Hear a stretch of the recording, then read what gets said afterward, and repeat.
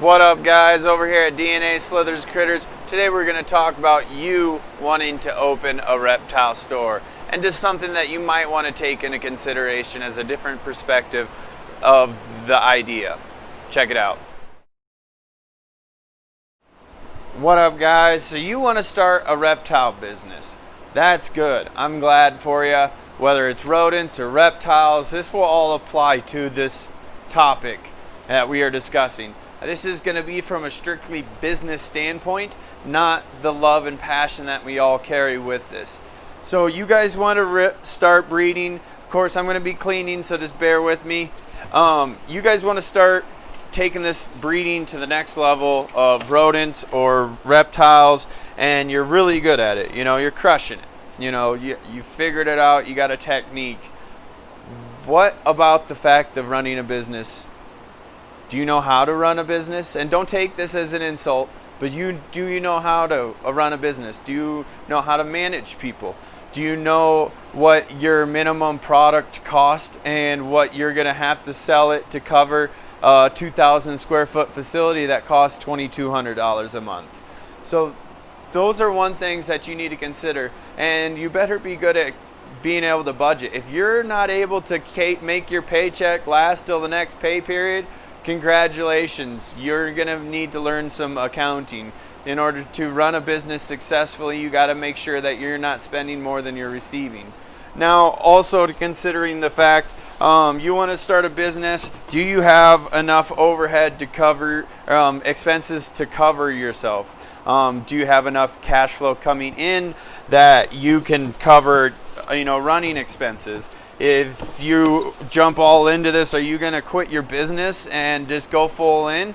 If so, can that maintain your current expenses plus the added strain of maintaining the business growth exponentially? Because you don't want to just be cruising along at this level throughout the year. You want that thing to be climbing. And that's what we're trying to achieve here. As a business, you need to be profitable. You can't do it just because you love it, because at the end of the day, if it don't make sense, it don't make dollars. And that's the bottom line, guys.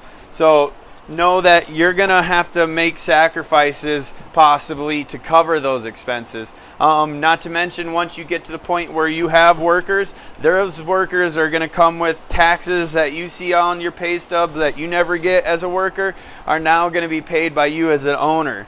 Also, licensing, you might need to look into getting some licensing for your business. These are all factors. In Colorado, where we are located, I have the Department of Agriculture coming in, trying to inspect our facility. I have to pay a licensing fee, and if I have more than one location for the business, I actually have to have licensing for that. So that's something to consider. The fact, sorry, I'm getting spacey about the tubs. That's something to consider when you're doing business. You know, you got to make sure that the business is going to be able to support itself and you, if that's going to be your sole source of income. The easiest way to do that is keep a record. Square makes great options for credit card processing. You can use those to help process credit cards. You will see more transactions coming through cards, and you can also get impulse buy when they don't have, oh, I only have $300. Darn it, I wish I would have had more money. Well, we take Square here. You're going to have to get probably an accountant, or you're going to have to take an accounting class, guys, because I honestly tried to figure it out initially, and I was doing okay, getting all these things, thought I had it. Then you need a different tax. So what about unemployment insurance, and what about unemployment tax? Because even if you don't have unemployed workers, you still pay in unemployed money towards the unemployment. That's why people as business owners get so upset that there is unemployment, because I'm paying for somebody that's not even laid off in my company.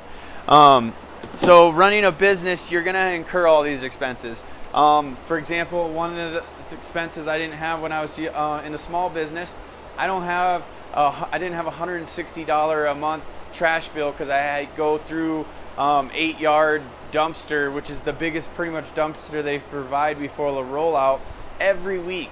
And with us continuing to expand, we're looking at having to get that even more. So that's another added expense. You know, as you continue to grow a business, you're going to need more workers. Don't do $10 an hour jobs. If you can afford to hire somebody, do it. But if you have to knuckle down, you know, that's understandable. Why do you think I wash tubs? It's because it cuts down on payroll. I don't need to be all high and mighty and on my throne, not scrubbing. I'm down here with the local folk. No. I take pride in what we do here, though, guys. We scrub everything with bleach, as well as, you can't see the bleach, scrub everything with low splash bleach. We also throw a fabulosa in there for a nice scent. Of course, the water on the boiler, that thing's cranked up really hot.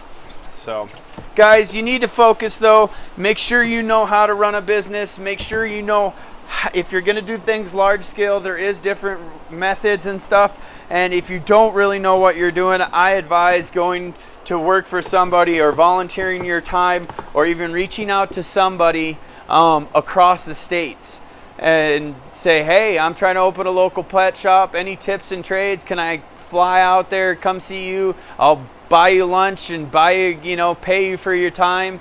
It's a great way to, sorry, just checking the front door. It's a great way to make sure your company is successful. Learn what other people have done to avoid failing that have shut them down.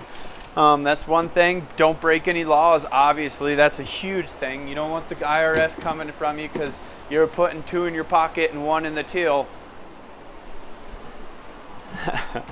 That's funny. That's an old saying from back in the day. But I hope this video has shedded light into you guys. Just because you're a good snake breeder makes you a good business person also. And marketing, you know, that's huge. Guys, if you don't market, you don't make traffic. If you don't make traffic, you don't make money. And that, my friend, social media, Instagram, Facebook, my reptile space, Mixer, Twitter, Twitch, YouTube, all these platforms can be different pillars. You don't want to be on Facebook and then be there when it crashes. That sucks. We all scrambled when that happened. Didn't know what was going to happen to the company. But because you have other platforms and you're building that foundation and you have traction in all of them, you're able to get the maximum reach. Hashtags, you know, don't overuse them because then they don't put your stuff at the top. They say you don't get blacklisted, but they do reduce your amount of views per people as it's considered spamming on the hashtag. So that is something to consider, to switch up your hashtags when you're doing different reptiles and stuff like that. But guys, you got to put content out. Don't worry about the best lighting. I got this microphone set up, this light right here, and a tripod from Amazon for probably under like $100 or something. So I mean, it doesn't take much, but you do want quality sound, and you obviously want lighting so you can see all my ugly face. You'll see me one day. I'll come on here. I'm gonna be shaved, haircut. You're gonna be like, who's it? Oh shit. But guys, I love all of you guys. I want you to be successful. These tubs aren't going to scrub themselves. So I just wanted to do this short video and say, you can do it. I started with nothing. I started this with my basement with a rack that had 10-gallon tanks in it. Now, we are one of the largest production facilities in Colorado.